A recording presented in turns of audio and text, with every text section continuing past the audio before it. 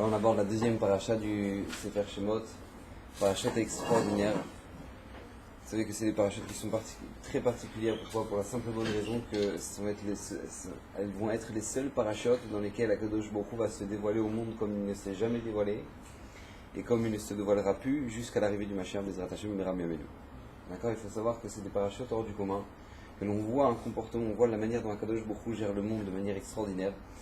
Et il nous dit le Saba Mikelem, quelque chose de fondamental, comme à chaque fois, qui est que tout simplement il faut savoir, il n'existe pas une question qui existe dans le monde qui n'a pas sa réponse dans Yetziat Mitzrayim. Ça dit Saba Mikelem. Il n'existe pas une question qu'une personne peut avoir et qui n'a pas sa réponse dans la sortie d'Égypte. La sortie d'Égypte contient la réponse à toutes les questions qu'une personne peut avoir, pour la simple et bonne raison que Akadosh Baruch Hu, étant donné qu'il va se dévoiler, qu'Akadosh Baruch Hu va se dévoiler une fois dans l'histoire du monde, par conséquent il va faire en sorte qu'au moment où il va se dévoiler, le dévoilement va être tellement intense qu'il y aura la réponse à toutes les questions de chacun. D'accord? C'est une fois, j'aime bien raconter cette histoire, une fois le Rav Israël Salanter, il voyageait toujours en Europe, d'un pays à un autre, etc., pour renforcer les Kehilot, pour construire des Kehilot, des communautés, etc. Et il avait un aubergiste chez qui il adorait aller. En passant en voyage, pourquoi? C'était un juif qui avait tzaddik, qui réchamaï, mamash. Et une fois il arrive chez l'aubergiste, et l'aubergiste il faisait une tête, comme on dit en polonais, shenfa. D'accord? C'est vraiment la tête. Il le regarde et il dit, pourquoi tu fais cette tête-là? Pourquoi? Qu'est-ce qui t'arrive? Alors l'aubergiste à ce moment-là il le regarde et il lui dit, Rav, hier il y a un juif qui est venu dans mon auberge.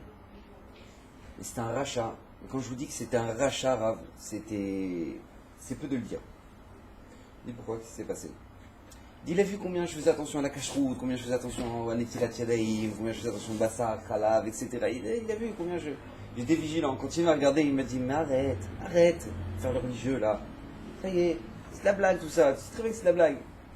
Et à ce moment-là, il a sorti un saucisson, le beaucoup chenou, comme on avait chez nous. D'accord? Il a sorti le saucisson, et au moment où il a commencé à couper une tranche, il a levé la tranche comme ça, il a dit, regarde, si Akadosh Baruch Hu il existe, et si la Torah c'est vrai, alors quand je mange ce cochon là, que je meurs à l'instant. Il a mangé, il a roté, et il a dit, voilà, tu vois, il s'est rien passé, voilà, t'en fais un monde, c'est de la blague tout ça. À ce moment-là, cet aubergiste, là, il dit, Rav Israël Salanter, il dit, Rav, j'aurais voulu, je sais pas, il a foudre qu'il éclate. J'aurais voulu qu'il soit atomisé sur place, qu'il meure, qu'il s'étouffe avec son cochon dans la gorge. J'aurais rêvé de ça. Il s'est rien passé. Au moment où il dit ça au Rav Israël Salanter, il y a la fille de l'aubergiste qui arrive. Elle dit, papa, voilà, j'ai reçu mon diplôme, voilà, du conservatoire, je suis professionnel en violon maintenant. Regarde, j'ai reçu mon diplôme. Alors quand ma fille dit, ben c'est top, ma fille, bravo, et Rav Israël Salanter, il dit, regarde, si ça ne te dérange pas, j'aimerais juste que tu me fasses du violon, parce que moi j'y crois pas trop. Alors à ce moment-là, la fille, elle dit, Rav Israël Salanter, c'est grave. Regardez, c'est tamponné, d'accord, c'est le diplôme du conservatoire de la ville, etc. Voilà, je ne vais pas commencer à faire du violon à tout celui qui a envie de savoir si je sais faire du violon. C'est mon diplôme. À ce moment-là, l'aubergiste, il dit à sa fille, il dit, dis-moi, tu parles autrement, Rav? On ne parle pas comme ça, Rav, tu sors ton violon et tu commences à en faire, ça, d'accord? À ce moment-là, Rav Israël Salanter, il dit, regarde, elle a répondu à ta question. Toi, tu avais une question, au moment où il a mangé son cochon, là, il a dit, mais comment ça se fait qu'il n'est pas mort sur place? Regarde, ta fille, elle a répondu à ta question. Il y a une fois dans l'histoire du monde qu'Akadosh Baruch Hu va se dévoiler à tout l'univers. Tout le monde va comprendre qu'Akadosh Baruch Hu, c'est le Meler, c'est le roi. C'est le Meler dans le ciel, c'est le Meler sur la terre, c'est le Meler sur l'eau, c'est le Meler sur les microbes, c'est le Meler sur la vie, c'est le Meler sur la mort, c'est le Meler sur tout.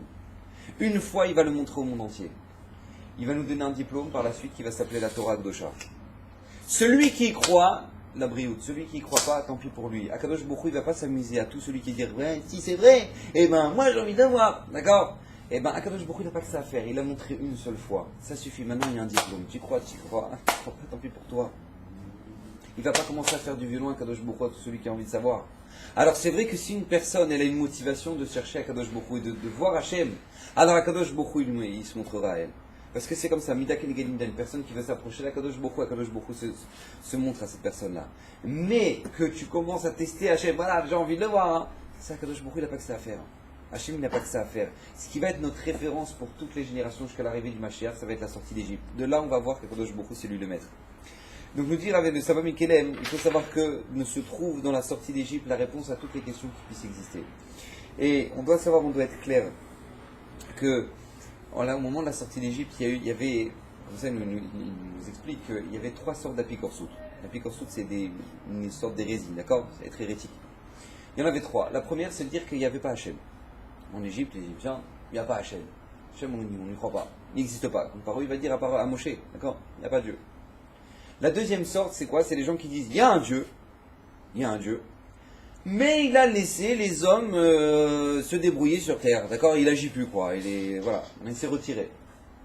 Deuxième sorte d'apikorsut. Troisième sorte d'apikorsut, c'est tout simplement de dire, il y a un Dieu,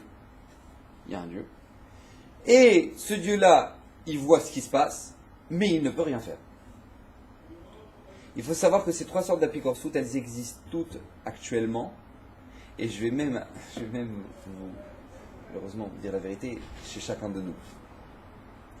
Vient Kadosh Baruch Hu au moment de la sortie d'Égypte et il va répondre à la question, à ces trois sortes d'apikorsut. La première de dire il n'y a pas de Dieu, Kadosh Baruch Hu va dire regarde, même celui qui est le plus tamé de tamé, le plus impur de l'impureté, qui est le sorcier de Paro, même lui il va dire Etzba Elokim. Ça, cette plaie, ça c'est la main d'Hachem. Etzba, c'est le doigt d'Akadosh Baruch Hu, ça. Une fois j'ai entendu mes farchim me poser la question, mais comment ça se fait qu'il dit Etzba Elokim, c'est le doigt d'Hachem? Imaginez-vous, il y a quelqu'un qui est en train de dormir, il est dans son lit. À ce moment-là, il est en pleine nuit. D'un coup, il n'arrive pas à dormir, et à ce moment-là, il voit une main qui est en train d'ouvrir la fenêtre. Un voleur, en train d'ouvrir la fenêtre comme ça. Donc il voit que la main comme ça, qui ouvre sa fenêtre. À ce moment-là, il voit sa femme, il dit chérie, il y a la main d'un voleur. Qu'est-ce qu'il va dire? Il va dire chérie, il y a un voleur. Ouais. Alors qu'est-ce qu'il disait? Etzba Elokim, il dit Hachem. Non, c'est le doigt d'Hachem. Pourquoi? Parce que c'était difficile pour eux d'avouer. C'est dur pour eux de dire que maintenant il y a Hachem, c'est trop dur. Alors au moins il y a le doigt, d'accord? Ça y a, d'accord? C'est parce que c'était trop difficile pour eux. Mais Akadosh Baruch Hu va les forcer à avouer, il y a un Dieu sur terre. Maintenant on a dit la deuxième sorte d'apikorsut, c'est dire il y a un Dieu. Mais bon, voilà, c'est-à-dire que maintenant il laisse les hommes gérer. C'est-à-dire qu'ils ils font ce qu'ils veulent. Akadosh Baruch Hu va punir les Égyptiens mida keneged mida, mesure pour mesure. C'est-à-dire que toi maintenant, tu as mis une tarte à un juif il y a 40 ans, en plein esclavage, tu lui as mis tac, tu as mis une grande claque, et ben je vais te ramener un gorille qui va t'en mettre une. Et toi-même, tu vas même plus te souvenir. Mais Akadosh Baruch Hu, il n'oublie rien. Akadosh Baruch Hu, il n'y a rien qui est oublié devant lui. Il sait même l'intensité que tu as eue de joie au moment où tu l'as frappé. C'est pour ça qu'au moment où les Égyptiens vont rentrer dans la mer, c'est marqué qu'il y en a qui vont être comme kakash, comme de la paille, ils vont être remués dans la mer comme de la paille. Il y en a qui vont tomber comme du plomb. Demande Rashi, pourquoi la différence? Il dit parce que ceux qui étaient des grands Réchaïm, qui se sont fait un kiff de frapper les Juifs, alors eux, ils vont être remués. Mais ceux qui étaient un peu moins rachats, eux, ils vont tomber directement au fond de la mer. Mais c'est-à-dire qu'Akadosh Baruch Hu n'a rien oublié. Donc toi, tu crois que voilà, Hachem, il a créé le monde et depuis, il ne gère plus. Akadosh Baruch Hu, il gère, il sait très bien ce qui s'est passé. La troisième sorte d'application qu'on avait dit, c'était quoi? C'est tout simplement de dire, il y a un Dieu. Il est là, mais il ne peut rien faire. Alors pour ça, Akadosh Baruch Hu, je vous dis la vérité, il s'est fait un kiff. Hachem, il s'est fait un kiff. Au moment de la sortie d'Égypte, Akadosh Baruch Hu, il a dit, je vais les faire sortir en pleine journée. C'est-à-dire, ils ne vont pas sortir comme des voleurs. C'est-à-dire que Paro, lui, maintenant, il est en grande panique. À minuit, il vient de perdre son fils. Des cris, des hurlements dans tout l'Égypte. Tous les premiers-nés, ils sont morts. Paro, en pyjama, il commence à courir comme ça dans les quartiers juifs. Il est où Moshe? Il est où Aaron? Il cherche en panique. À ce moment-là, il trouve la maison de Moshe. Moshe, il ouvre la porte. Il dit, sortez! Sortez! Prenez tout! Sortez! Moshe Rabbeinu, il dit, chut, on dort là. On dort. On est en pleine nuit, on est en train de faire dodo, laisse-nous tranquille. Demain matin, on fera la tefila, et après la tefila, on prendra nos affaires, d'accord? Ça ne dérange pas? Là maintenant, on dort. C'est-à-dire qu'en pleine journée, Akadosh Baruch Hu va nous faire sortir d'Égypte. Pourquoi? Exprès, pour montrer qu'on n'est pas des voleurs, on ne part pas comme des voleurs. Akadosh Baruch Hu, c'est lui le patron, lui il fait tout ce qu'il veut. C'est-à-dire qu'Akadosh Baruch Hu, il va nous faire sortir, et bien il va nous faire sortir comme il faut. Comme il faut! Rabota, il faut savoir que ces trois sortes d'apikorsut là, elles existent chez nous. Alors à un degré moindre, c'est vrai, mais elles existent chez nous. Quand il y a quelqu'un, ton copain qui vient te mettre les nerfs, il te met les nerfs. Ta copine, elle t'a appelé, elle t'a dit le truc qu'il fallait pas, d'accord? Elle t'a envoyé le message qu'il fallait pas au bon moment, d'accord? Toi maintenant, tu commences à avoir les nerfs, mais Mais elle se prend pour qui, elle? Mais elle se prend pour qui pour me parler comme ça? Tac, tac, tac, tac, tu renvoies, tu caches. Mais j'ai pas compris. Qui c'est qui t'a envoyé ce message? C'est Hachem. C'est Hachem. Alors il est passé par ta commune pour te mettre les nerfs, pour te faire travailler un peu tes midotes. Mais maintenant, qui c'est? Sachakol, qui est Tachles, qui c'est qui est derrière tout ça? C'est Akadosh Baruch Hu.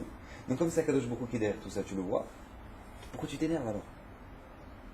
D'accord, donc chez chacun, nous, on n'a pas encore travaillé notre émouna. Il faut comprendre que chaque plaie durait une semaine. D'accord? Chaque plaie durait une semaine. Maintenant, durant 3 semaines, il y avait une par mois, donc il y avait 3 semaines de pause. Demandez mes farchim, ils faisaient quoi le Ham Israël pendant 3 semaines? Ils étudiaient les plaies. C'est-à-dire que maintenant il y a eu Makadam, vous voyez, Makadam, c'est comment Akadosh Baruch Hu, il a fait ça, il a fait ça pour nous montrer ça, tac, tac. Ils étudiaient les semaines, pendant 3 semaines, ils étudiaient la plaie. Après, hop, c'est bon, là, ils ont construit leur émouna, ils étaient au top, tac, la deuxième, grenouille, ta, ta, ta, ta. C'est-à-dire qu'ils étudiaient les plaies à chaque fois le Ham Israël, parce que c'était la base de notre émouna, puisque c'est la base de notre émouna. Alors il y a de quoi étudier, Baruch Hashem. Mais il faut savoir que dans la sortie d'Égypte, il ne va pas seulement avoir la réponse à toutes les sortes d'appli-corsoutes qu'il peut avoir. Mais on va apprendre aussi, dit le Saba Mikelem, la nature de l'homme. La nature de l'être humain, elle se cache dans tous les codes des personnages de la sortie d'Égypte. Il faut savoir qu'au moment où maintenant il va y avoir Yetziat Mitzrayim, il va y avoir énormément de personnages, que ce soit dans le Ham Israël, que ce soit maintenant chez les Égyptiens, que ce soit chez Paro, que ce soit chez Moshe. Et chez chacun, on peut apprendre une nature. Là, comment fonctionne la nature humaine. Je vous donne un exemple très simple. Une fois, il y a un Baruch Yeshiva. Je ne sais pas il faisait partie des Baruchim de l'Yeshiva Ponovitch. En tout cas, il est parti voir le Cheskel Emenstein, qui était le Mashgiach de la Yeshiva Ponovitch. Donc il va le voir et dit que Vodarav, ça y est, moi j'ai fait 5 ans de Yeshiva, Baruch Hashem, je sens que je suis au top, je sens que je suis au niveau, maintenant j'ai envie de rentrer dans le monde du travail. Bon. Rav, vous inquiétez pas, je vous oublierai pas, j'oublierai pas la Yeshiva, Bezrat Hashem, je vous enverrai mon maaser. J'ai envie de faire partie de ceux qui soutiennent la Torah. Bon, ok, très bien. Il y va, il rentre dans le monde du travail et Baruch Hashem, une très grande atzlacha, il gagne une tonne d'argent.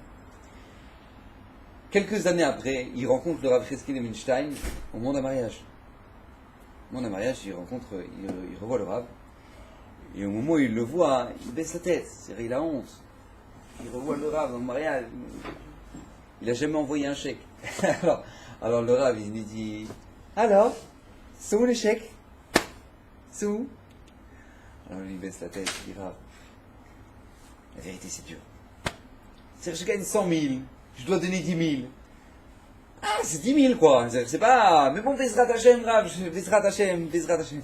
Alors après, ce qu'elle il rigole. Il dit, mais je le savais. Je le savais. Quoi? Vous le savez, Rav? Vous savez? Je le savais parce que c'est dans les Yetziat Mitzrayim. On le sait dans les Yetziat Mitzrayim. De où? Il demande à Rav Cheskel Emenstein. Vous savez que, au moment de la 9e plaie, 4/5 du Ham Israël vont mourir. 4/5. C'est pourquoi? Parce qu'ils ne vont pas mériter de sortir d'Égypte. Ils ne vont pas mériter de sortir d'Égypte pour la simple et bonne raison qu'ils n'ont pas eu la Emouna. D'accord? Et qu'ils ne pensaient pas que maintenant, voilà, ça va vraiment se passer, etc. Donc comme ils n'ont pas eu la Emouna, donc Akadosh Baruch Hu a dit, ceux qui ne croient pas en moi, ils ne sortent pas. Donc Akadosh Baruch Hu va choisir l'avant-dernière plaie, la Makat Rocher, l'obscurité, au moment où les Égyptiens ils étaient tous dans le noir, pour tuer 4/5 du Ham Israël, pour qu'ils puissent être enterrés sans que les Égyptiens puissent le voir. Très bien. Demande à Cheskel Emenstein, je ne comprends pas. Akadosh Baruch Hu, il savait, ça fait, maintenant, on a dit, il y a une plaie par mois. Donc ça fait déjà à peu près 10 mois, d'accord, que maintenant le Ham Israël, on a 9 mois, que le Ham Israël, il voit maintenant ce qui est en train de se passer, les plaies. Incroyable. Maintenant, sur 9 mois, Akadosh Baruch Hu, il sait qui c'est qui va sortir, qui c'est qui va pas sortir parmi le Ham Israël. Alors pourquoi Akadosh Baruch Hu, il ne se débarrasse pas de ces juifs là, puis au fur et à mesure? Il y en a un qui va écrasé par un chameau, l'autre il va pêcher dans le Nil, il reste noyé. Pourquoi? Pourquoi maintenant, au moment de la plaie du Rocher, rac, 4/5, tous, d'un coup? Pourquoi? Fais-le pendant un an, ça, comme ça personne ne voit rien. Il dira après ce qu'elle est, vous savez pourquoi? Parce que pendant 9 mois, tous ces juifs-là, ils disaient, ouais, Bezrat Hashem, on va sortir, Bezrat Hashem, Akadosh Baruch Hu va nous sortir et tout, Moshe Rabbeinu, regarde, il est en train de mettre une tannée à Paro, mais tu vas voir, regarde, on est trop fort, tiens, qu'ils prennent dans les dents. Mais au moment où maintenant arrive la 9e plaie, qui est la Makat Rocher, alors à ce moment-là, Moshe Rabbeinu dit, vous êtes prêts? Là, on va sortir, là, vous avez fait au bagage? Vous avez commencé à prendre? On va partir, là, tout le monde est prêt? À ce moment-là, ils commencent à dire, c'est quoi, on part maintenant? Ouais, on part maintenant. C'est-à-dire que vous avez fait au bagage? Mais Moshe, on va où? Là, on va dans le désert, à Botaï. On y va. Ça y est, maintenant, il est venu le temps de sortir. Moshe, on est bien sur notre maison, elle est bien, quoi. C'est-à-dire, pourquoi on va commencer à. Il dit après Skelim Einstein, c'est vrai, ces gens-là, ils ont parlé pendant 9 mois. Mais au moment maintenant, comme on dit chez nous, le Tachles, allez maintenant, il faut sortir. Là, il y a 4/5 qui se déchauffent. Il dit, on apprend ça de l'Etziat Mitzrayim, il dit. Donc toi, au moment où tu étais bachour, tu n'avais pas une thune. Alors tu dis, ouais, Bezrat Hashem, quand j'aurai de l'argent, je ferai des chèques pour la yeshiva. Mais au moment où maintenant, toi, tu as gagné, tu as ton argent, au moment où tu as commencé à t'enrichir, qu'est-ce qui s'est passé avec toi? Qu'est-ce qui s'est passé avec toi? Bah voilà, c'est déjà plus compliqué. Dans le Tachlis, c'est déjà plus compliqué. Donc on apprend la nature humaine de la Etziat Mitzrayim, de quelque chose d'incroyable. Quelque chose d'incroyable. Vous savez que Parashat Hashavua, il y a un stapler qui est hors du commun. Le stapler, il raconte le père de Raphaël Kanevski, il ramène, c'est marqué dans la paracha, au moment où Akadosh Baruch Hu demande à ce qu'on fasse la paix des grenouilles, c'est marqué qu'au moment où il a frappé le Nil, à Aaron à Cohen, c'est marqué Veta'al Tzfardea, la grenouille est montée. Demande Rachid, c'est-à-dire quoi la grenouille? On aurait dit Tzfardeim, au pluriel normalement, d'accord? Vous avez fait l'ulpan, quand même, d'accord? Tzfardeim au pluriel. Non, Veta'al, elle est montée la grenouille. Bien Rachid nous dit oui, parce qu'il n'y en avait qu'une. On n'a qu'une qui est montée.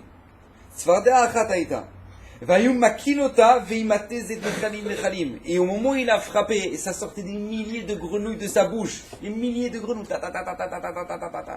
sa bouche. Plus il a frappé, plus il y avait des grenouilles qui sortaient jusqu'à ce que ça va envahir complètement l'Égypte. Demande le stapler, Baba, arrête de la frapper. Arrête de la frapper. Mets-la maintenant dans une cage, c'est tout. Non, maintenant ils vont la frapper. Et plus il la frappe, plus il voit que maintenant c'est en train de sortir. Arrête de la frapper. Dit le stapler, t'as déjà essayé de calmer quelqu'un qui est énervé? Essaye de calmer quelqu'un qui est énervé. Si tu mets de l'essence sur le feu, c'est ce que tu fais. Tu mets de l'essence sur le feu. Je vous donne un exemple type, d'accord? Que vous sachiez, pour l'avenir. Une femme est très très longue à se préparer pour partir à un mariage. Très longue, vous le savez, les hommes mariés, vous le savez, d'accord? 30 piges. Maintenant, on est censé, la choupa, elle est à 8h30. On est censé quitter la maison à 8h. Très bien. À 8h, qu'est-ce que je vais mettre? Qu'est-ce que je vais mettre? Je vais mettre ça? Je vais mettre ça? À 8h15, qu'est-ce que t'en penses? Plutôt ces chaussures-là? Plutôt ces chaussures-là? J'ai pas compris. À 8h, on est censé partir. À 8h15, t'as toujours pas choisi tes pompes? Et à ce moment-là, la maison, elle part en feu. D'accord? Parce que lui, il pète un câble, ça fait déjà 3/4 d'heure qu'il est dans son costume, d'accord? C'est pas très compliqué pour lui. Et là, maintenant, plutôt ça, plutôt ça, plutôt ça, plutôt ça. Bam! D'accord? C'est lui, c'est tout ce qu'il a envie. Maintenant, qu'est-ce qui se passe à ce moment-là? Franchement, lui, il essaie de se maîtriser. Mais là, il y a des mots qui sortent qu'il n'a pas envie de sortir, tu vois. Et là, ça va pas, quoi. Alors à ce moment-là, il commence à dire, mais il y en a marre, on avait dit à 8h, maintenant qu'il est 8h15, Regarde, Baba, réfléchis 2 minutes. 2 minutes. Au moment où tu vas t'énerver, déjà tu vas perdre ta soirée. Parce que là, elle va faire la tronche après durant toute la soirée. Après, tu vas arriver au mariage, elle va faire semblant de rigoler, mais elle va te dire, regarde, heureusement qu'elle a mérité ça, comme ça je te vois pas toute la soirée. C'est comme ça, d'accord? C'est heureusement que je te vois pas, d'accord? Après, donc tu as perdu ta soirée, après tu as perdu ton couple. Parce que toi maintenant tu es en train de t'énerver comme un malade. Mais au moment où tu es en train de t'énerver, tu es en train de détruire ton couple. Maintenant, s'il y a les enfants, tu détruis l'éducation de tes enfants, quoi, avec Agave. Mais regarde tout ce que tu es en train de faire. Calme-toi. Tu sais que 99,99% des roupotes, elles sont en retard. Tu le sais. Alors pourquoi tu t'énerves comme ça? Pourquoi? C'est exactement ce qu'ils ont fait les Égyptiens. C'est comme eux, ils t'arrivent, ils étaient trop nerveux, ils voyaient la grenouille. Mais tu vas voir, mais je vais me la faire cette grenouille, elle va crever, pam, pam, mais arrête, tu vois plus ce que tu es en train de faire, arrête, tu vois pas qu'elle meurt pas. Ils disent non, mais on va la tuer. C'est exactement ce qui se passe dans nos maisons. Ce qui se passe dans les maisons de chacun, c'est comment tu peux calmer une personne qui est énervée. Tu pourras pas. Ce yesod là, on l'apprend où? On l'apprend de Etziat Mitzrayim. Alors ce soir, là où je voulais en venir, c'est principalement ce soir, c'est tout simplement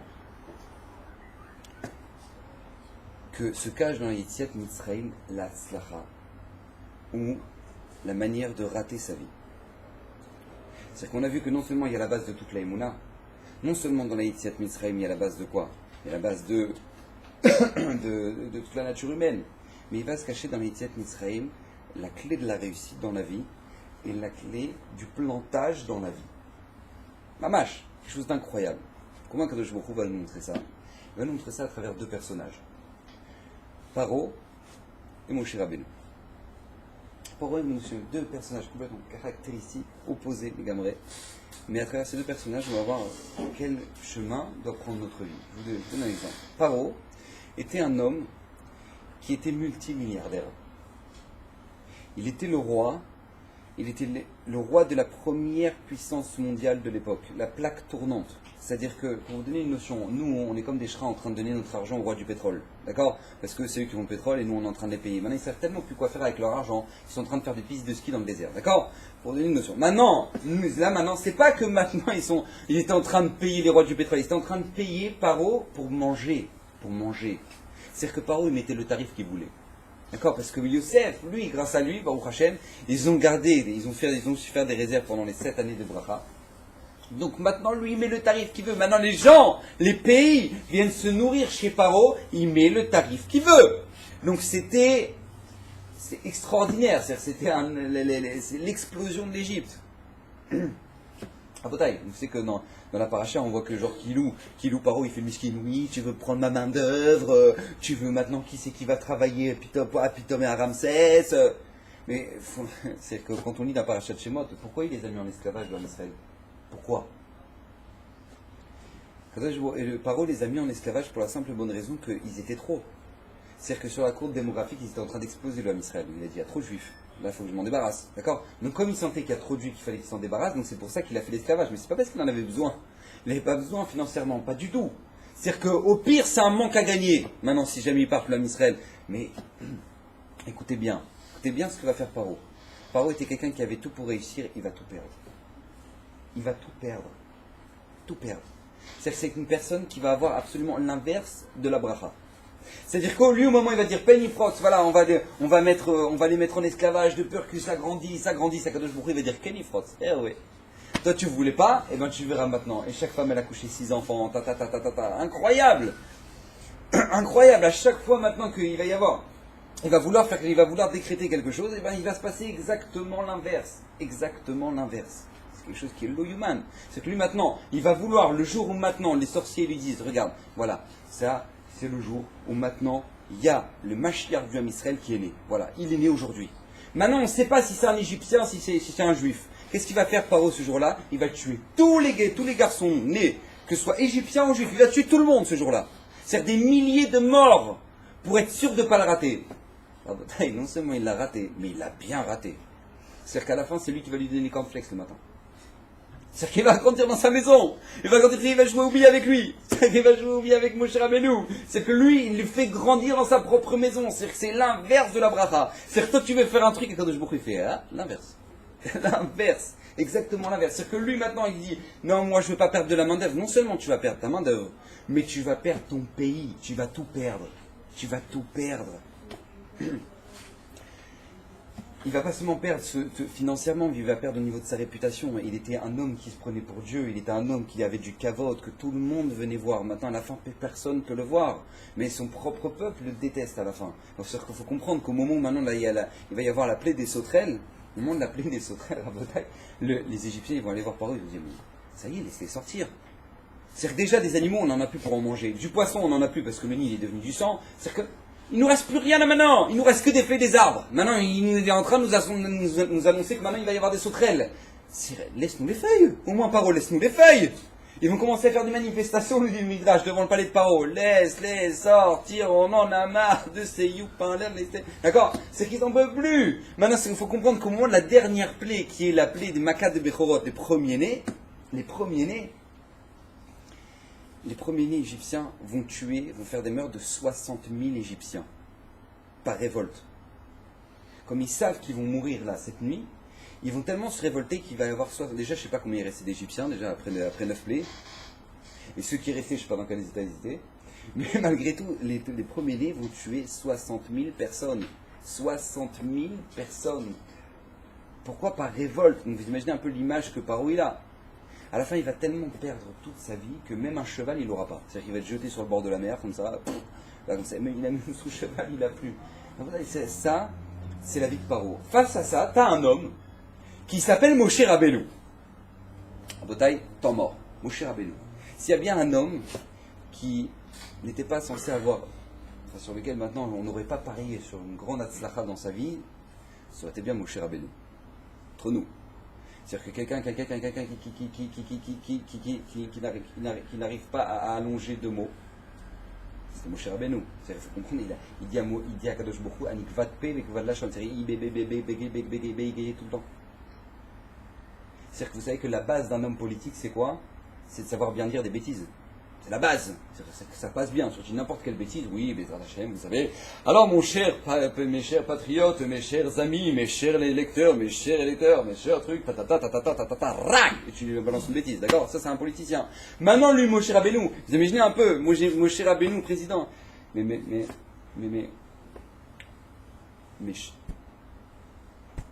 chers, pas de patriotes. Alors, vous imaginez un peu le discours du 14 juillet, ça toute la nuit, quoi. Rabotai, Moshe Rabbeinu, Gvat pe Gvad lachon. Je crois que lui, il va, à Kadosh Baruch Hu, il va dire, toi, tu vas devenir un Melech. Regardez la Hatzlacha dans la vie. Regardez ce que c'est que la Hatzlacha dans la vie. C'est une personne qui, a priori, n'a rien pour réussir, mais rien. C'est-à-dire que maintenant, dans notre société, c'est des gens qu'on envoie à faire Kessi Ayesh. Dommage, c'est ce qui se passe dans notre société. C'est les gens qui bégayent. Mais tu crois que tu vas être ami avec quelqu'un qui bégaye? Mais les gens, ils ne veulent pas, me parler. Je crois que je veux lui parler. Je parle pas. Oui, bon, lui, tu sais, bon, il n'est pas comme les autres. Et le pauvre, je dis, c'est pas dire de mots. Maintenant, dans notre société, c'est des gens que tu mets de côté complètement. Lui, Akadosh Baruch Hu va faire de lui un Meler. Maintenant, s'il y a bien une personne en Égypte qui ne devait pas remettre son pied là-bas, c'est Moshe Rabbeinu. Vous savez qu'il a un casier judiciaire épais en Égypte, Moshe Rabbeinu. C'est-à-dire qu'il est épais, son casier judiciaire. C'est-à-dire qu'il a quand même accusé, condamné pour meurtre sur un agent de police.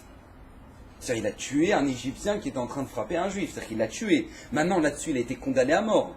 Se rajoute à ça un délit de fuite, parce qu'il a fui. Ah, vous imaginez, ça fait lourd quand même. C'est-à-dire que lui maintenant il est wanted, d'accord, Moshe Rabbeinu. C'est-à-dire que Moshe Rabbeinu en Égypte il est wanted. Maintenant il y a ses photos partout, sans les payotes, avec la barbe, avec sans la barbe, un truc, pour être sûr que maintenant les douaniers ils regardent chaque personne, ils disent ça ressemble à Moshe ou ça ressemble, d'accord? C'est-à-dire que Moshe Rabbeinu, lui, il vaut mieux pas qu'il remette le pied là-bas. Il revient détente sur son âne. Mais sans problème, quoi. C'est-à-dire qu'il revient, maintenant il était condamné à mort, Moshe Rabbeinu. Non mais c'est-à-dire que maintenant il était la tête posée sur l'échafaud. Maintenant, il a réussi à s'enfuir à ce moment-là, par des miracles, des trucs, mais... Et lui revient, sans aucun problème, il revient en Égypte. Salut les amis.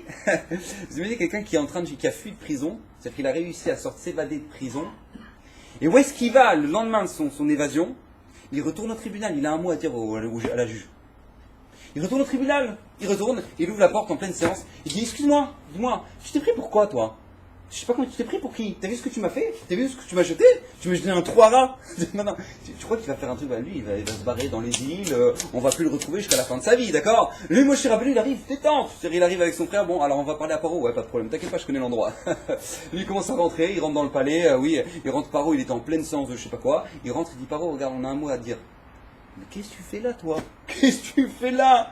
Moshe Rabbeinu, sans aucun problème. C'est que quand on réfléchit 2 minutes à ce qui se passe, c'est lo yoman.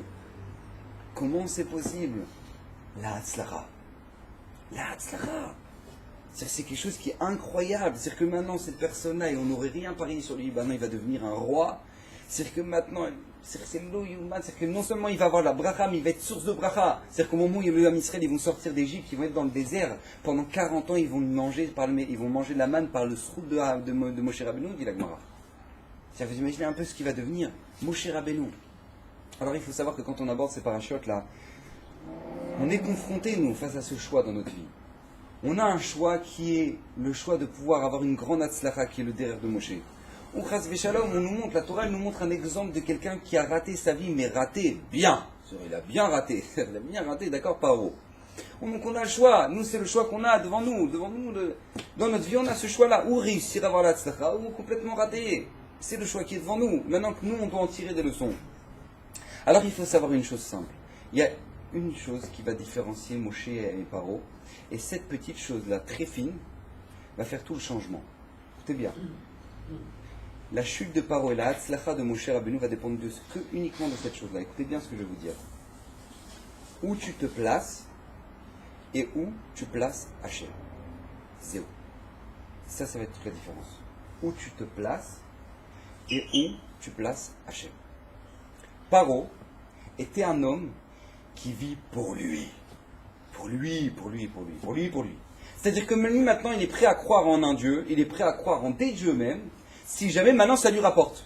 Si jamais maintenant ça lui rapporte pas, même pas en rêve. Même pas en rêve. C'est-à-dire que lui maintenant, c'est pour ça qu'un des dieux les plus connus qu'il y avait en Égypte, c'était le mouton. Pourquoi? Parce que le mouton c'est du 300%. C'est un dieu qui te ramène du 300%. C'est-à-dire que lui tout simplement, le mouton, c'est un dieu qui va te ramener de la laine, qui va te ramener de la viande, qui va te ramener du lait. C'est-à-dire qu'il va te ramener une tonne. Le mouton, il va te ramener une tonne. Donc, comme il va te ramener une tonne d'investissement, une tonne de bracha, donc tout simplement, je vais croire au mouton. Donc, je vais servir le mouton. Maintenant, au moment où maintenant Moshe Rabbeinu, il arrive, il dit, regarde, là, il faut laisser sortir l'homme Israël parce que Hachem l'a demandé. Ah, ça me ramène des contraintes. Quoi? C'est un Dieu qui me ramène des contraintes? Alors ça, non. Ça, non, j'y crois pas. Je connais pas, je sais pas qui c'est Hachem, je connais pas. Vous imaginez un peu ce que ça veut dire. C'est-à-dire toute la différence, elle va se faire sur quoi? Sur le fait que Paro, lui, il y a lui, et puis il y a Hachem. Voilà, il y a lui, il y a Hachem. Maintenant, si jamais maintenant il est en train de souffrir, et que maintenant le seul qui peut le libérer c'est Hachem, alors d'un coup il croit en Hachem. Il va voir Moshe Rabbeinu, il va dire mais sors-moi de cet enfer. Écoutez bien comment c'est marqué, c'est incroyable. Écoutez bien, c'est marqué qu'il appelle Moshe, Veikra Paro les Moshe vela Aaron, Vayomer, Itiru el Hachem, Atiru el Hachem. Et enlever la grenouille de moi et de mon peuple. Rabotai, dit de nous. Non, on va pas dire de nous. De moi et de mon peuple. Déjà moi, d'accord? Tu enlèves de moi et après tu enlèves de mon peuple. Ça c'est Paro. C'est-à-dire que maintenant, s'il faut que je croie en Hachem pour que maintenant on m'enlève les galères, alors j'y crois. J'y crois. C'est-à-dire qu'il y a moi et puis il y a Hachem. Mais il y a moi. Il faut savoir qu'il y a moi. Et ça va être une erreur qui est fondamentale, que énormément de gens font. Les gens, ils se mettent, voilà, il y a leur vie et après, il y a la Torah. Si jamais ça s'adapte, alors tant mieux. Si ça s'adapte pas, en base. C'est-à-dire que voilà, il y a la cache-route super cachère et tout à la maison, mais si jamais maintenant il y a un resto entre familles et que maintenant le resto c'est pas super, bon, c'est pas grave. Parce qu'il y a moi, il y a mon estomac, et après il y a Hachem. C'est comme ça. C'est que, faut savoir que cette faute-là, elle a fait fauter des hommes qui sont d'une. C'est que, au moment, les deux enfants de Adam Arishon, Caïn et Evel. Caïn et Evel, c'est des hommes que les deux ils vont vouloir offrir des sacrifices à Kadosh Baruch Hu. Maintenant, Evel il va vouloir offrir quoi? Le beau taureau, le super taureau, le plus beau de son troupeau, magnifique. D'accord? Face à ça, tu vas avoir un homme qui va s'appeler Caïn, son frère, qui lui va offrir des pots de bananes, des pots de clémentine, les coquilles des pistaches, tout ce qu'il a fini de manger, il l'offre à Kadosh Baruch Hu sur l'autel. Tout ça, il offrait que les... Et à la fin, les deux ils veulent offrir. Et lui, il se demande, Caïn, mais qu'est-ce qu'il va prendre à Kadosh Baruch Hu? C'est sûr qu'il va prendre une corban. Ah oui, les pots de banane. Hachem, il y a un feu du ciel qui va descendre pour consumer les pots de banane. Comment il arrive à croire un truc pareil? Comment Caïn, il arrive à croire un truc pareil? T'as ton frère, il a offert un magnifique taureau. Toi, t'es en train d'offrir des pots de banane. Qu'est-ce qui t'arrive? Vous dites les Mefarshim, c'est quoi la différence entre les deux? C'est que Caïn, tout simplement, il connaissait tellement la grandeur d'Akadosh Baruch Hu qu'il dit, mais tu crois qu'Hachem, il en a quelque chose à faire que maintenant mon taureau, il soit beau, il soit magnifique? Tu crois qu'il en a quelque chose à faire? Hachem, il a ton qu'on pense à lui. Ouais, c'est les juifs du cœur, ça s'appelle, d'accord? C'est les gens qui disent, ouais, Hachem, c'est mon frère. D'accord? Donc c'est-à-dire que maintenant, le principal, c'est que j'ai pensé à lui. Maintenant, j'ai fini de manger ma banane, hop, j'ai jeté la peau de banane, j'ai pensé à Kadosh Baruch Hu. Donc il faisait exprès, en fait, de mettre seulement le résidu de ce qu'il mangeait. Parce que si je mets une banane entière, c'est que j'ai pas compris qui c'est Hachem. Je crois qu'Hachem, il a besoin d'une banane, je crois qu'Hachem, il a besoin d'un taureau. Mais t'as pas compris. Donc lui, il faisait exprès de mettre que le reste de ce qu'il avait mangé. Maintenant, Akadosh Baruch Hu va consumer le korban de Evel, son frère. Et pas de lui. Et le korban de son frère, il va le... À ce moment-là, lui, qu'est-ce qu'il va faire? Il va tuer son frère. Il va tuer son frère Abel. Tout le monde est mais pourquoi il le tue? Il voit que maintenant, Akadosh Baruch Hu, il a accepté son korban. Il voit, voilà, Hachem, il a accepté. C'est lui qui a raison, c'est pas toi. Vous savez ce qu'il pense, Caïn? Il dit non, c'est moi qui ai raison. Maintenant, j'ai tort parce que lui, il est là. Mais maintenant que lui, il est mort, bah, c'est moi qui ai raison. Rabotaï, c'est comme ça. Vous savez combien il y a des gens qui réfléchissent comme ça? C'est que moi je suis sûr que j'ai raison, mais tu vois que t'as pas raison, tu vois que t'es en train de te planter, tu vois que maintenant t'es en train de planter ton couple, t'es en train de planter tes enfants, tu vois que t'as tort. Non, c'est sûr que c'est moi qui ai raison. Ah, mais tous les rabbins ils te disent pas comme ça. Oui, mais eux ils se trompent. Ah, bah ça va, t'as des épaules, toi, bon, franchement, elle est belle. Oh, le rabbin il s'est planté. Ah, bah oui, le rabbin il s'est planté, y a pas de problème. C'est qu'il y a des gens qui sont tellement sûrs d'eux que aucun problème. Aucun problème, parce qu'il y a moi. Après il y a l'autre. Après il y a Hachem, mais il y a moi d'abord. Maintenant, l'inverse de ça, ça va être qui? Ça va être Moshe Rabbeinu. L'inverse de ça, ça va être Moshe Rabbeinu. Moshe Rabbeinu, c'est Yah Hashem, et même moi, je suis plus là. Il n'y a que Hachem. Il n'y a qu'Akadosh Baruch Hu pour nous donner une notion. Le Rambam il dit dans Moreh Nevuchim, il y a 4 personnes qui sont arrivées au niveau de Jviti Hachem Linik Détamine. Qu'Akadosh Baruch Hu réside devant moi chaque instant, il n'y a que 4 personnes qui l'ont réussi ça. C'est qui? Avraham, Yitzhak, Yaakov et Moshe Rabbeinu. C'est-à-dire, Jviti, vivre avec Akadosh Baruch Hu 24 heures sur 24 devant soi, c'est pas de choisir, au moins je vais choisir la cache-route, choisis ça ou choisis ça. C'est pas ça. C'est Jviti Hachem Linik Détamine pour vous donner une notion. C'est qu'au moment où maintenant je vais bouger la main, je me demande est-ce que Akadosh Baruch Hu attend ça de moi ou pas. Ça c'est Jviti Hachem Linik Détamine. Au moment où maintenant je vais tourner les yeux, si je réfléchis, est-ce que Hachem attend ça de moi. Ça c'est vivre avec Akadosh Baruch Hu chaque seconde. Il n'y en a que 4 qui ont réussi à vivre comme ça. Avraham, Yitzhak, Yaakov et Moshe Rabbeinu. C'est-à-dire que je n'ai plus de volonté, je n'ai que la volonté d'Akadosh Baruch Hu. Une personne qui vit comme ça, c'est pour ça que les Avot Akdoshim, ils vont être ce qu'on appelle Merkava, la Shrina, c'est-à-dire qu'ils vont être maintenant un ustensile pour faire résider Akadosh Baruch Hu. Parce qu'eux, ils n'ont plus d'autre volonté. C'est pour ça que le Midrash nous dit quelque chose d'incroyable. Il dit, Rabbi Yochanan, quelle est la différence entre un rachat et un tzaddik? Entre un rachat et un tzaddik, c'est quoi la différence? Alors les gens ils disent, un rachat, ce mec il fume Shabbat, il est en train de, voilà, il est dans les plages mixtes, et puis il fait la teufée, il fait pompe up quoi, c'est un rachat. Maintenant, le tzaddik c'est quoi? C'est celui qui fait les péyotes, il a la barbe, et puis il est en train d'étudier toute la journée, il est en train de prier, et puis il est comme ça. D'accord, ça c'est un tzaddik. Ok. Bien le Midrash ne dit pas du tout. Amar Rabbi Yochanan, c'est quoi la différence entre un rachat et un tzaddik? C'est la différence qu'il y a entre Paro et Yaakov Avinu. C'est marqué. Ve'u omed aleyor. Au moment où maintenant il est en train de rêver, Paro, c'est marqué, et lui il se tient sur le Nil. Ça c'est un rachat. C'est-à-dire que maintenant il y a son Dieu, et il y a lui. C'est-à-dire que moi je me tiens sur le Nil. C'est-à-dire il y a moi, et après il y a mon Dieu. Viens Yaakov Avinu, tu vas voir c'est quoi un tzaddik. Un tzaddik c'est Ve'Hashem nitzav alav. Ve'ine Hashem nitzav alav. Akadosh Baruch Hu, au moment du rêve, avec l'échelle, Akadosh Baruch Hu se tient sur lui. C'est-à-dire qu'il y a Akadosh Baruch Hu, après il y a moi. Il y a la volonté d'Hachem, après il y a moi. Ça, c'est toute la différence qu'il y a entre un rachat et un tzaddik. Un rachat, c'est celui qui fait résider sa volonté avant celle d'Hachem, et un tzaddik, c'est celui qui fait résider la volonté d'Hachem avant la sienne. C'est toute la différence. Toute la différence, ça se joue là-dessus. Et ça va être toute la différence entre Moshe Rabbeinu et Paro. Le Moshe Rabbeinu, c'est un homme qui va s'annuler complètement devant la volonté d'Akadosh Baruch Hu. Et Paro, ça va être quelqu'un qui, non, s'il faut, alors je le fais, s'il ne faut pas, je ne le ferai pas. C'est une fois le Chavetz Chaim, il était dans le train. Il y a un groupe de Baruch Hashem de Rabbanim qui monte dans le train, et c'est pas le Chavetz Chaim, excusez-moi, c'est son fils, le fils de Chavetz Chaim, il était dans le train, il était parti vendre les Sfarim du Chavetz Chaim partout en Europe, et à ce moment-là, il y a un groupe de Rabbanim qui monte dans le train, et voit le fils de Chavetz Chaim, il dit, on va pouvoir gratter des histoires, oh là là, le fils de Chavetz Chaim, il va nous raconter des histoires sur Chavetz Chaim, extraordinaire. Donc ils s'assoient tous autour du Rav, et ils attendent, vous pouvez nous raconter des histoires sur votre papa, truc, lui, non, mais bon juif, super modeste, il ne va rien lâcher. Alors à ce moment-là, qu'est-ce qu'ils font? Ils commencent à faire ce qu'on appelle une tournante. C'est-à-dire que maintenant, chacun va raconter une histoire. Et après, à la fin, ça va arriver sur le fils du Chavetz Chaim. Il sera obligé de raconter une histoire. D'accord? Donc lui, chacun il commence. Il dit, moi, je vais raconter une histoire sur mon Rav. Il commence à raconter. Une fois, j'ai failli faire un dépôt de bilan. J'étais en galère. J'ai failli me fermer dans une entreprise. Maintenant, je suis parti voir mon Rav. Je dirais, mais, une bracha, truc. T'inquiète pas. Bracha, ve'atzlacha, tatatzliar, bezrat Hashem. Je suis sorti du bureau, j'ai eu un appel, l'affaire du siècle. Alors tout le monde fait Tzadik Gozer, le Tzadik qui décrète, Akadosh Baruch Hu, il est Mekayem, il fait incroyable, incroyable. On passe à celui d'après. Alors moi, vous savez, une fois ma fille elle était mourante.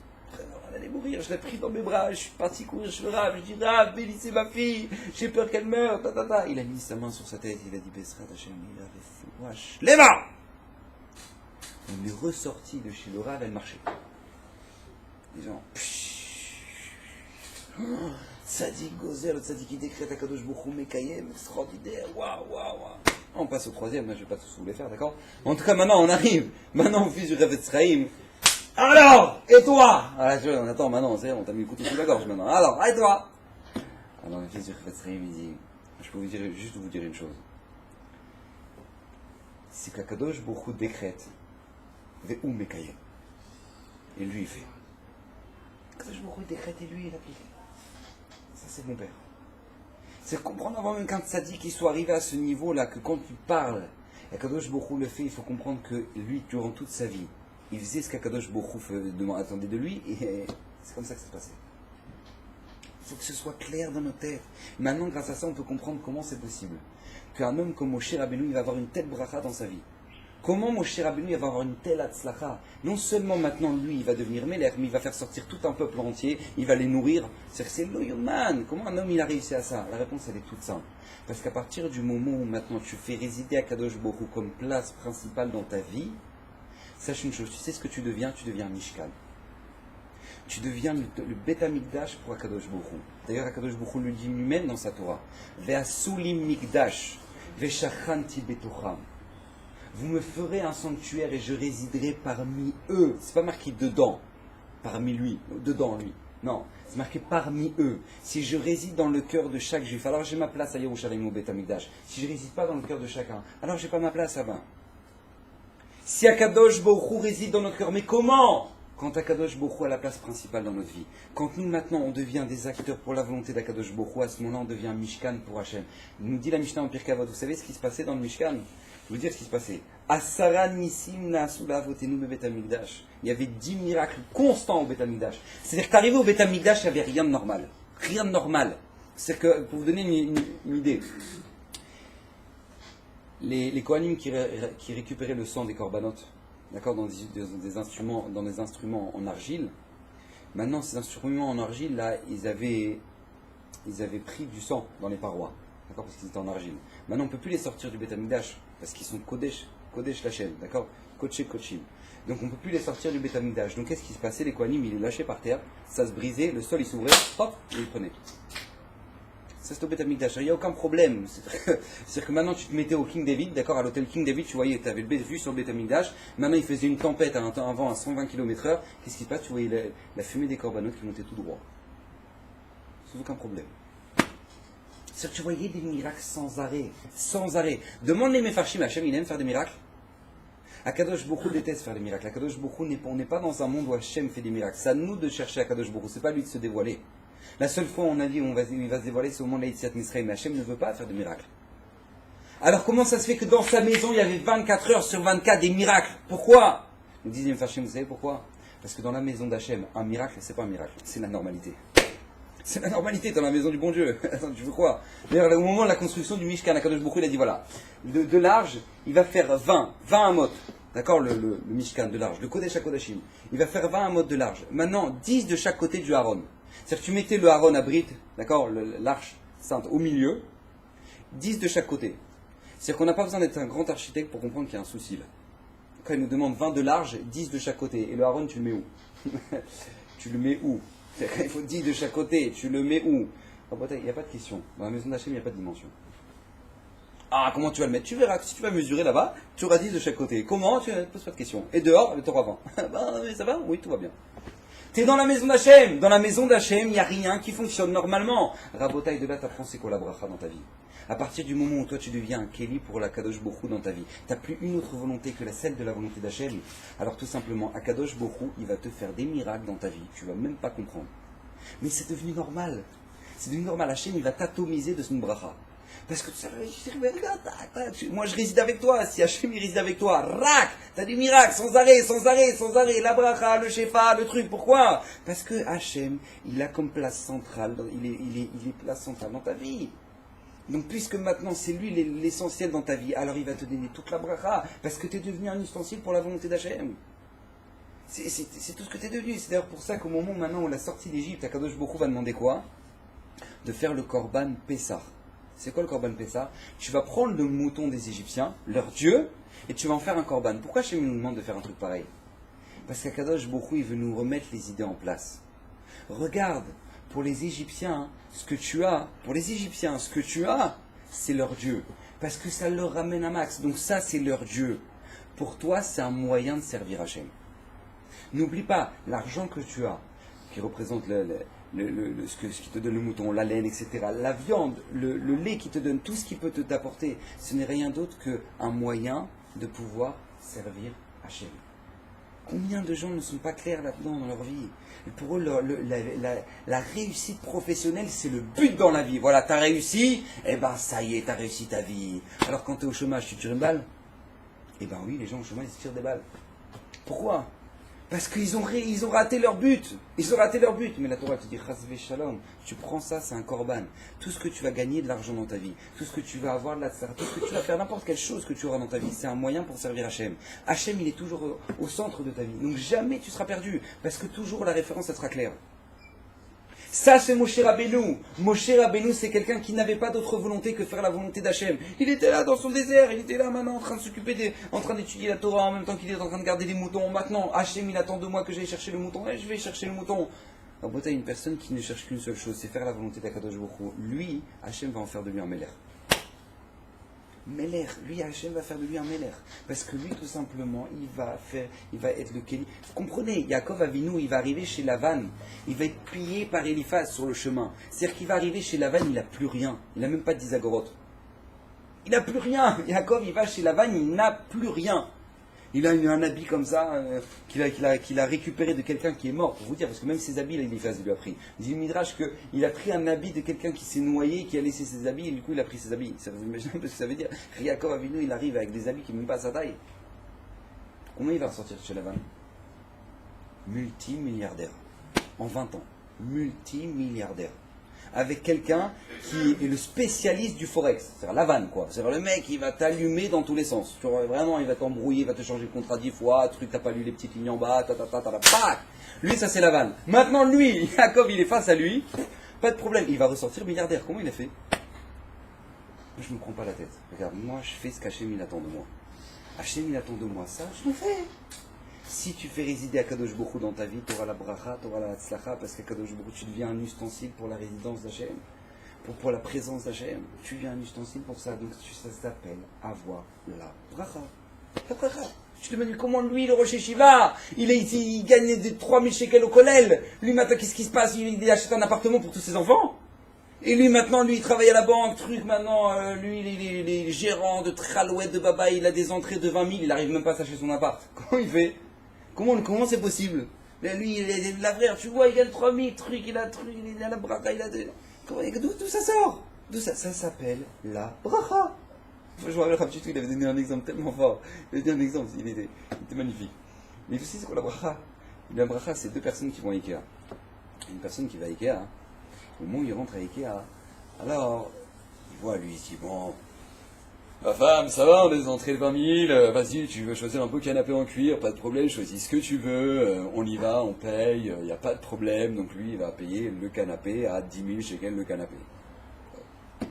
Et à côté de ça, t'as la vraie qui arrive, à Ikea, et il voulait s'acheter un petit pot de fleurs. Il y a un petit pot de fleurs, sa femme se fait plaisir, un petit pot de fleurs sur le frigo, truc, un pot de fleurs. Il rentre, et à ce moment-là où on rentre pour acheter un petit pot de fleurs, maintenant c'est la vente, c'est ça, il liquide les derniers trucs qui étaient en modèle, machin, truc, le même canapé, vendu à 1500. Il dit, alors monsieur, qu'est-ce que t'en penses de ce canapé? Hein, il pourrait être joli pour notre salon. Hein, en plus, regarde, ça a l'air intéressant la promotion. Hein, qu'est-ce que t'en penses, 1500? Oh, allez, on le prend. C'est-à-dire que t'as le mec qui gagne du 20 000, il a payé 10 000, et t'as l'autre qui le paye 1500. Pourquoi? Ça s'appelle la bracha. Comment tu expliquais ça? Tu ne pourras pas expliquer. Mais à partir du moment où maintenant tu mets Hachem dans ta vie, Akadosh Baruch Hu va te montrer que c'est Kedai. Ça vaut la peine. Et nous maintenant dans les parachutes qu'on est en train de voir, on voit deux personnages, un qui va maintenant même pas sortir d'Égypte, qui va être jeté sur le bord de l'eau, qui va être jeté comme un clochard, il n'a même plus un cheval, il n'a plus rien, qui va être Paro, alors qu'il était la première puissance mondiale. Et face à ça, t'as un homme qui est un berger, qui n'a rien demandé, sur qui personne n'aurait misé. Et lui maintenant, il va devenir le Moshiach, il va sortir un peuple d'Égypte, et lui maintenant, il va avoir une Hatzlacha comme ça, il va être celui dont tout le monde va se souvenir dans toutes les générations, et que chaque enseignement qu'on peut enseigner de la Torah, lui, il l'a reçu au Har Sinaï. Ça, c'est nos deux possibilités. Les deux choix, ça va dépendre que d'une seule chose. Où tu te places et où tu places Hachem dans ta vie. Où tu te places et où tu places Hachem. Alors, encore une fois, vous inquiétez pas, on n'est pas des Moshe Rabbeinu. Ne vous angoissez pas. Dire, ouais, s'il faut être Moshe pour réussir, sympa, tout rabbin. Il est gentil, rabbin. D'accord. Merci beaucoup, Argobert, c'est sympa. Ouais, merci beaucoup, super. On ressort déprimé. Non, Rabotai, c'est faux. Il faut savoir que, au moment de la sortie d'Égypte, il y a 1/5 du Ham Israël qui est sorti. Et ce 1/5, il n'était pas dans un super bon état. D'accord? C'est des gens qui étaient au Vodazara, qui ont servi des idoles, des gens qui connaissaient rien, absolument rien. Mais Rabotai, eux, ils ont suivi Moshe. Et eux, ils ont eu la bracha comme Moshe. Pourquoi? Parce que eux, ils ont fait le choix d'avoir lui comme exemple. Donc si moi je fais le choix de l'écouter lui et de l'écouter à la lettre, et c'est vrai, Hachem, on sera au pied du Arsinaï, on va répondre à ces choix. Ça, mais c'est des gens simples, des gens comme nous. Des gens comme nous. Eux, ils ont fait le choix de suivre cette personne-là, alors ils vont recevoir la bracha de cette personne-là. Une Bezrat Hachem, qu'on puisse faire des bons choix dans notre vie, qu'on puisse grandir dans la Torah, l'Irat Shamayim, et qu'on puisse, Bezrat Hachem, toujours avoir nous de l'Israël comme des exemples de nous.